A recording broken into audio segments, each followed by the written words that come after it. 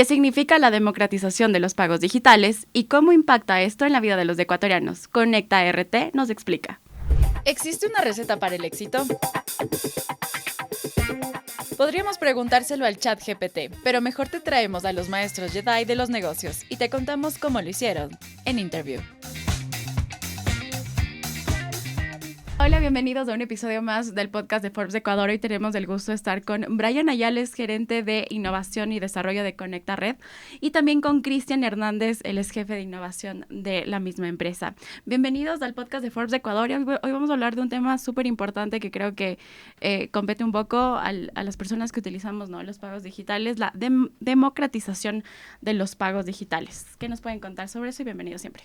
No, pues muchas gracias a Forbes por la invitación y creo que es un tema interesante hablar de la democratización, el acceso a los medios de pago. Cada vez creo que es más relevante en el entorno en el que nos encontramos, no solo de una economía globalizada, sino también de cada vez más interconexión en nuestras mismas economías locales, y lo importante es que esas oportunidades que se acceden a las personas que estamos tal vez en las zonas más urbanas, también pensemos cómo podemos trasladar esos beneficios a la ruralidad. Creo que más adelante vamos a hablar de eso, pero es los esfuerzos que debemos hacer como sociedad para que los beneficios que tenemos en las grandes ciudades, en las grandes metrópolis, también puedan ser trasladados a esas pequeñas ciudades, a esas pequeñas poblaciones que tienen necesidades transaccionales iguales o tal vez más irrelevantes que las mismas nuestras. Gracias. Y es súper, muchas gracias por la invitación primero, Dani. Es complementando lo que dijo Brian. Es algo súper interesante el aumento que hubo a partir de la pandemia, ¿no? Entre los 2019 y 2022, un crecimiento alrededor del 112% de transacciones electrónicas. Sí, esto básicamente lo que sucedió es que la gente dejó de usar el efectivo como principal, digamos, transacción, y empezó a utilizar transacciones electrónicas, ¿no es cierto? Esto reduce el uso de efectivo, pero también los riesgos asociados al uso de efectivo, claro, ¿no? Por ejemplo, ahorita con la crisis de seguridad que tenemos, pues súper importante, ¿no? Y además, otro tema es la formalización de la economía, ¿no? Una transacción con efectivo no es trazable, no sabes hacia dónde va el dinero ni de dónde proviene. Una transacción electrónica es mucho más transparente. Nosotros sabemos exactamente de dónde provienen los fondos y hacia dónde se van, ¿no?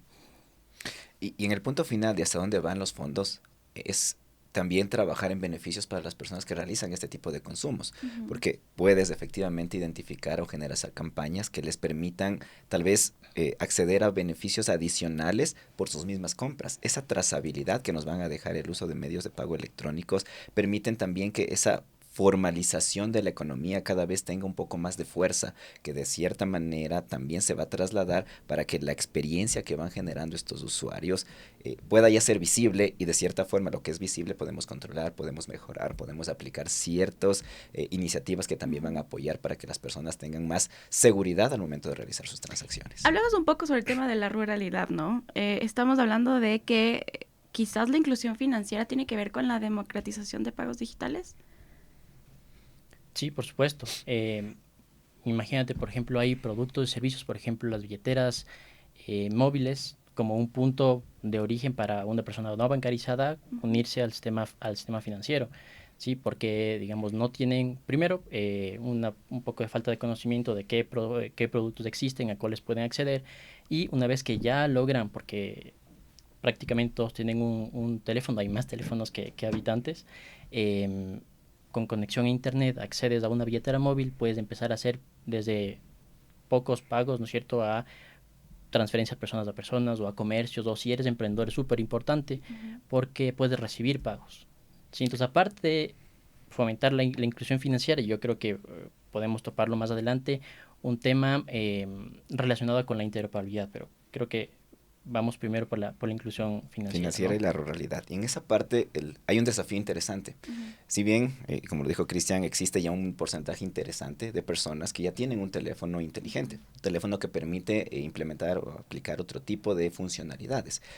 Sin embargo, nos hemos enfocado en el tema de conexión. Pero hablar de conexión nos quedamos únicamente en tal vez puntos de internet que pueden ya estar desplegados, o la parte de la red normal de comunicación que es para voz, pero en la parte de datos, si bien puede estar disponible, hay un tema relevante, y es que el acceso todavía es limitado. ¿Por qué? Por los costos que esto tiene. El tener en Ecuador un plan de datos es costoso para la economía de la familia. Entonces es ahí donde no todos los integrantes pueden tener un plan de pagos, un plan de datos, perdón, que te permite indudablemente acceder a estas transacciones en tiempo real. ¿Qué tendrías que esperar?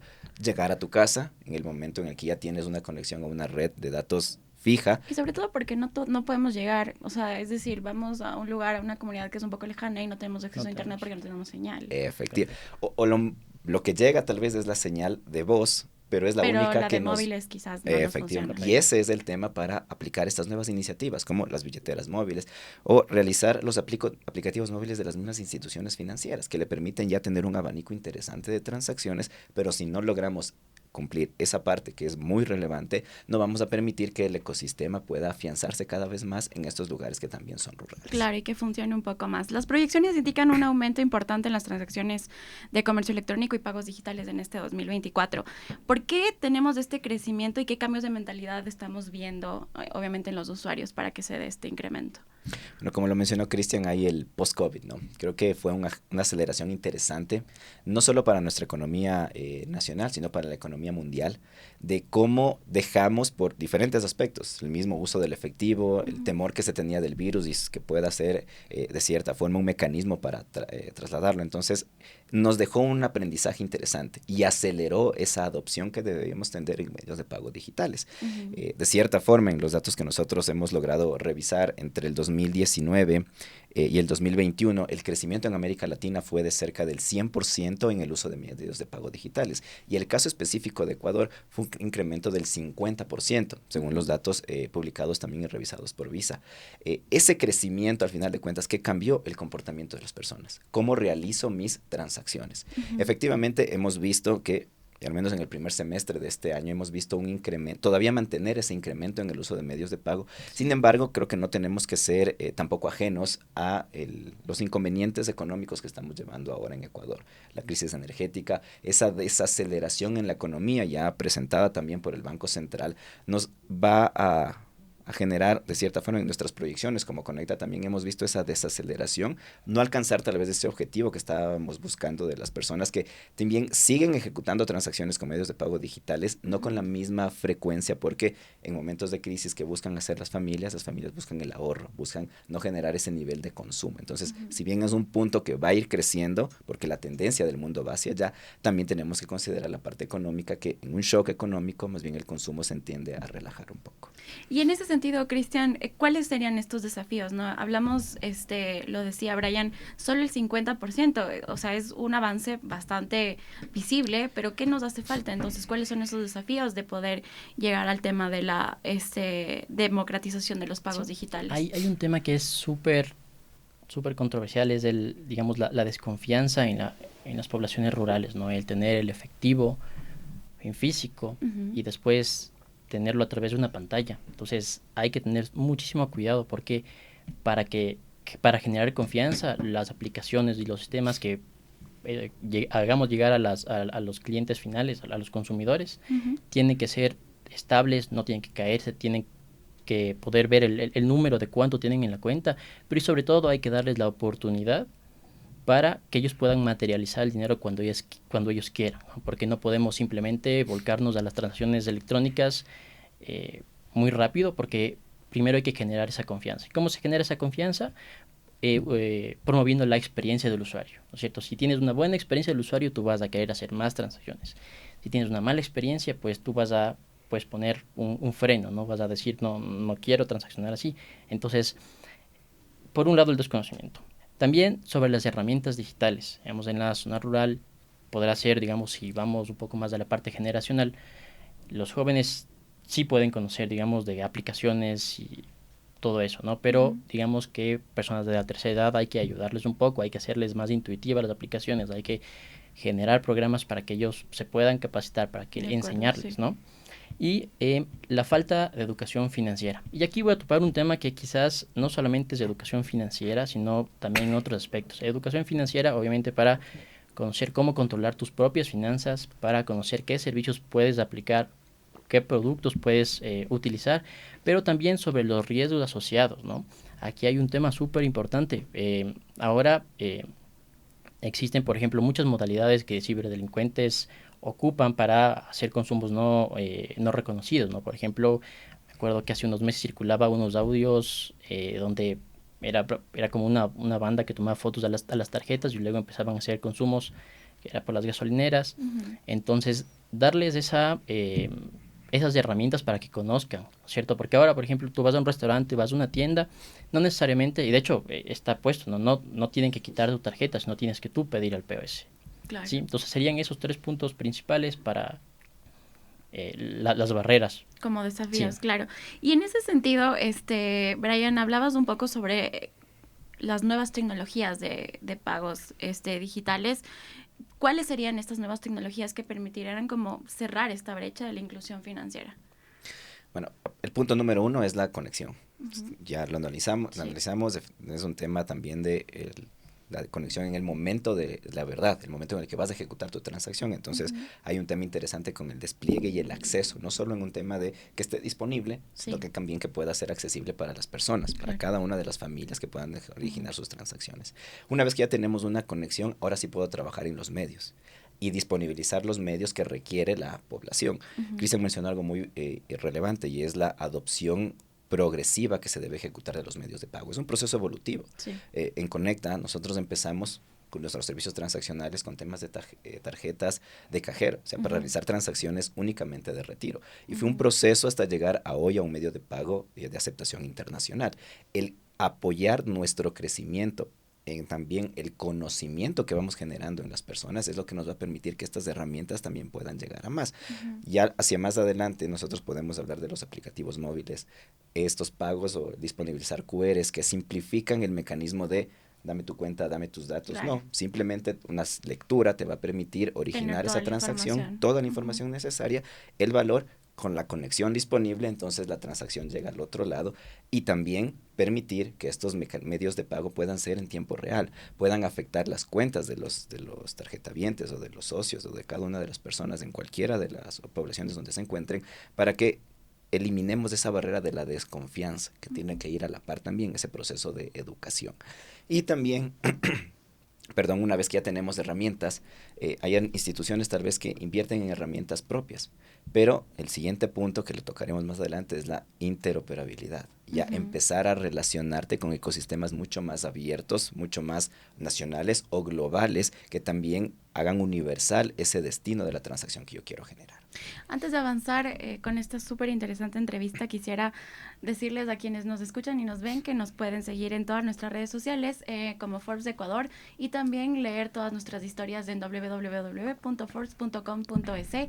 Allí van a poder encontrar todas las historias de los ecuatorianos aquí en Ecuador y también en el extranjero que están teniendo mucho éxito y también obviamente sobre las empresas que nos inspiran a seguir aquí en el país. Un poco sobre ¿cuál sería pues esta medida que deberían tomar? Lo decía Brian sobre la confianza que deben tener los usuarios. ¿Cuáles serían estas medidas que deberían tomar las instituciones financieras en el sentido de generar esta confianza y obviamente mejorar sus plataformas para que la gente no tenga como... Porque me acuerdo, hubo una época, y estoy segura que ustedes también la recuerdan, que una aplicación de un banco que no mencionaré pues tuvo mucha como que intermitencia en el servicio y la gente comenzó a preocuparse de su plataforma, no podíamos entrar, no podíamos sacar dinero, no podíamos hacer nada. Y esto duró algunos días. ¿Cómo podemos mejorar ese servicio?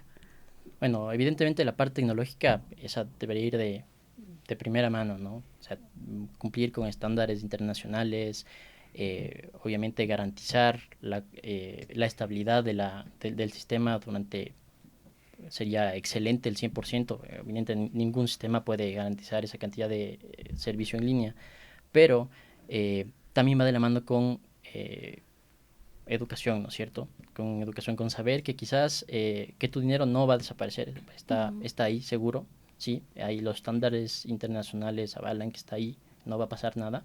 Y eso, nosotros por ejemplo tenemos una plataforma de educación financiera, se llama Yo Decido Mis Finanzas.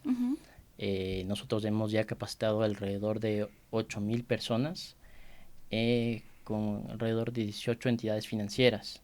Sí, entonces, por un lado tienes la parte tecnológica que es a la interna de la organización financiera, tienes la parte de educación hacia el consumidor Sí, para que generes confianza y mejorar la experiencia del usuario, ¿no? Ujú. Brian, también mencionaste un poco sobre la interoperabilidad, que creo que es fundamental, ¿no? En el tema de ecosistema de pagos. ¿Qué significa esto? Los esfuerzos que realizan las instituciones muchas veces están enfocadas en su entorno más local. Ujú. Entonces, en efecto, hablamos de instituciones, no vamos a poner nombre bajo ningún concepto, pero que todo lo hacen en torno a su propio sistema, a sus propios socios. Ujú. Entonces, si es que yo, socio de la entidad A, quiero realizar una transacción con la entidad B, no la podría naturalmente ejecutar en ese sentido si es que mi entidad no empieza a interoperar, no Claro. abre esos ecosistemas, no abre Ujú. esas inversiones interesantes que realizan en toda la parte tecnológica. Y Ujú. es ahí donde habilitadores como Conecta Ujú. efectivamente entran a jugar. Entran con un rol interesante de generar esa interconexión, porque conectar todos los sistemas es lo que nos va a permitir la interoperabilidad de los medios de pago. Ujú. Conecta está no apostando, ha venido trabajando en la construcción de un ecosistema de medios de pagos con dos características, omnicanal y multiservicio. Ujú. Que todas las transacciones, todos los canales que vamos disponibilizando puedan recibir todas las transacciones que voy a ir habilitando de forma progresiva. Y no Ujú. hacerlo de una forma limitada con X número de transacciones, sino a través de las rieles que ya existen a nivel nacional. Existen redes ya para operar en servicios de cajeros automáticos y también tenemos las redes globales, las franquicias para permitir esa transacción también a nivel de mundo, básicamente. Un Entonces, ejemplo, ¿cuál sería como para entender un poco qué tipo de servicio tendría el usuario con alguna institución financiera, por ejemplo? ya, hablando del tema de transferencias, por ejemplo, Ujú. nosotros estamos hablando de que en Ecuador existe un esquema de transferencias que lo administra el Banco Central, que es Ujú. el sistema que funciona con cortes, no es en tiempo real. Ok. Entonces, al tener un tema de cortes, no es que yo pueda realizarte una transacción y tú la vas a ver inmediatamente en tu cuenta, tú la vas Dependiendo a del ver banco, ¿no? Sí. efectivamente. Ese es el central. Hay Ujú.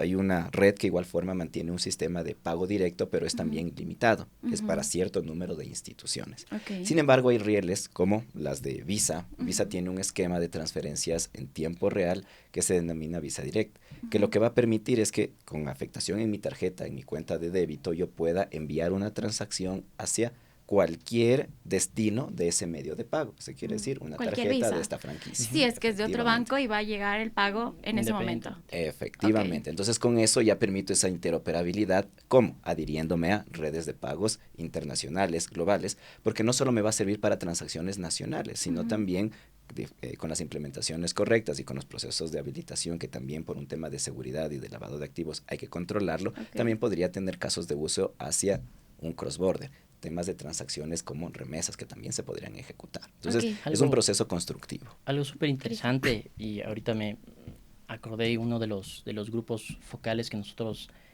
participamos con emprendedores, con Ujú. jóvenes. eh, Justamente, bueno, obviamente, digamos que entre líneas necesitaban la interoperabilidad, pero era un tema bastante crítico, ¿no? Imagínate, me acuerdo, una señora que tenía un local de comida y que aceptaba, pues, estaba una señora que aprendía a ocupar las transacciones electrónicas, pero ella no recibía transacciones de algunos bancos y de o algunas entidades financieras Y así porque pasa en algunos lugares, ¿no? Que no te tenía dicen, solo cuenta, quiero ¿no? esto y ya De no X, puedo Y y más. Z. Ajá. Exactamente. ¿Por qué? Porque tuvo una mala experiencia en donde le trataron de estafar, adulterando un comprobante de transferencia, Ujú. y como las transferencias para algunas entidades financieras no se hacen en ese mismo momento, Claro. sino a corte al día siguiente, Ujú. pues ella no se dio cuenta. Entonces ya tuvo una mala experiencia y dijo, bueno, no voy a aceptar transferencias de o bancos que no tengan conexión directa para Directa, claro. pagos Ujú. o del mismo banco. Ujú. Entonces, digamos que es un tema ahí entre líneas, dice clarito, interoperabilidad, porque ella estaba dispuesta a perder sus ventas con tal de que obviamente No lo está. no le estafen, ¿no? Claro.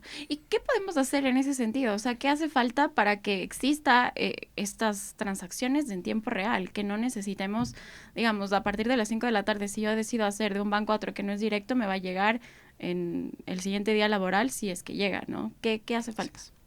Bueno, hay varias iniciativas. Conecta está impulsando efectivamente esta parte y estamos trabajando en la generación de este ecosistema. Ujú. En Conecta nosotros tenemos cerca de 70 instituciones financieras, entre cooperativas de ahorro y crédito, bancos de microfinanzas especializados en ese tema y también mutualistas. Ujú. Para nosotros es el trabajo que lo estamos ejecutando, pero va a ser local otra vez, o sea, si bien ya van a poder participar estas 70 instituciones de cierta forma, no puedo dejar de ver el tema integral, y para operar también con la interoperabilidad, vamos a tener esta integración hoy estamos integrados con Visa, pero habilitar este tipo de servicio para las transferencias. Hay otras iniciativas que se están manejando a nivel de gobierno. Hace algunos meses circuló aquella resolución, esa propuesta de normativa del Banco Central para establecer una transferencias de tiempo real, de bajo valor, una resolución interesante que la logramos también revisar y proponer algunos comentarios con inquietudes que nos dejaba, porque el sentido, volvemos al título de este espacio, ¿no? Que es cómo democratizo ese acceso,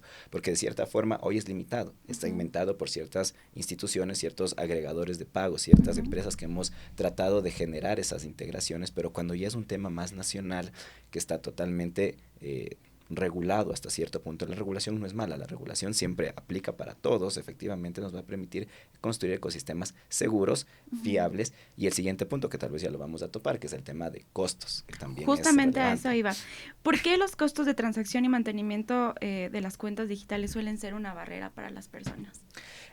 Y ahí sí me disculpo, Cristian, el tema tecnológico, me toca hablar en esta parte. Y básicamente, si bien entendemos y conocemos que las transacciones tienen varias transacciones están normadas, tienen una tarifa máxima establecida por los entes de control, por la Junta, efectivamente. Entonces, de ahí, ese es como que el tope, hasta ahí puedo llegar. ¿Por qué? Porque también entienden que hay costos adheridos a ese proceso. Ahora, ¿cómo puedo flexibilizar esos costos?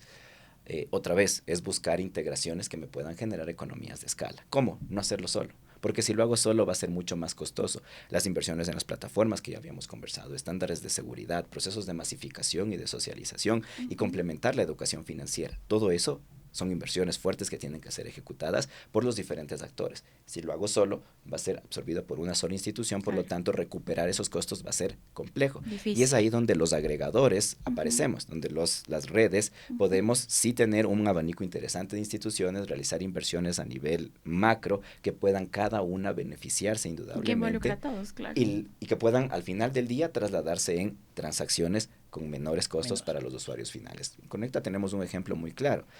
La transacción de retiro tiene una tarifa máxima que es de 45 centavos masiva. En la red Conecta, nuestras instituciones pueden gozar de un beneficio a sus usuarios finales, efectivamente, que el retiro es un costo preferencial de 35 centavos. ¿Y entonces, se los puede realizar.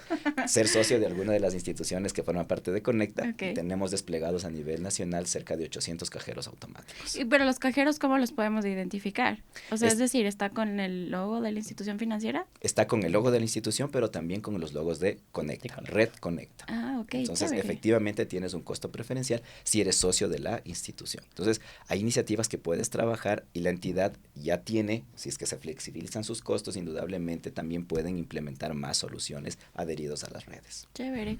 Cristian, ¿qué cambios en infraestructura tecnológica podemos esperar en los próximos años para fortalecer aún más la confianza de los usuarios? Ya, yo creo que me voy a apoyar en las palabras que ya dijo Brian anteriormente. Sí, un tema de la expansión, la cobertura de las redes móviles, no solamente es necesario tener en un lugar, parque, digamos, hablando de la ruralidad, ¿no?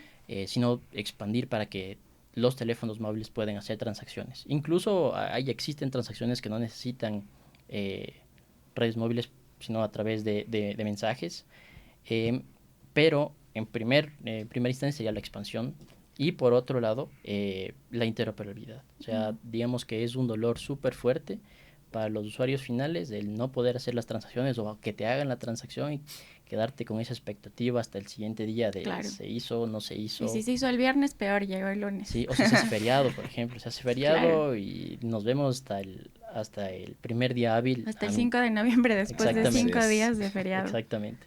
Entonces, es un dolor súper fuerte y pues justamente las empresas de tecnología que se proveen servicios tecnológicos transaccionales están justamente para solventar esas dolencias de los consumidores. Un poco para finalizar, Brian, ¿qué mensaje usted les daría a pues todas estas instituciones que aún como quizás no dan ese pasito, ¿no? De que entender un poco que la interoperabilidad que decía Cristian es necesaria y que se puede mejorar el sistema financiero para llegar a una inclusión financiera, para lograr la democratización de los pagos digitales? Las acciones creo que deben ser tal cual como la evolución de los medios de pago. Creo que el empezar con ya inversiones que han ejecutado varias instituciones es relevante, es un camino ya recorrido y hay que empezar a aprovecharlo. ¿Cómo? Efectivamente, apoyándonos en establecer esas conexiones. Pero no podemos tampoco, en pro de todos estar conectados, generar un desorden, porque tecnológicamente es imposible mantener conexiones con todos. Pero sí establecer esos mecanismos adecuados para que el acceso sea democratizado, por lo tanto, un gran concentrador que nos permita interoperar absolutamente a todos. ¿Hay ya caminos recorridos a nivel internacional? Sí, tenemos el ejemplo de Brasil, tenemos el ejemplo de Perú, economías que ya han logrado efectivamente establecer esos pagos de persona a persona en tiempo real, con afectación en la cuenta y le que permiten en ese momento a la persona confiar que recibió su dinero porque lo puede visualizar. Entonces, yo creo que efectivamente hay ese camino, las inversiones se han venido ejecutando y vamos a seguir trabajando para que, si bien se ejecute tal vez a nivel de norma, la norma, como les reitero, no es mala siempre y cuando permite ese acceso democrático, y si no, adheriéndonos a las grandes franquicias que también han hecho esfuerzos interesantes y ya los tienen disponibles, es únicamente integrarnos y disponibilizar el acceso. Gracias, Brian, Cristian, por acompañarnos en este podcast. No, gracias a ustedes por la invitación. Chao.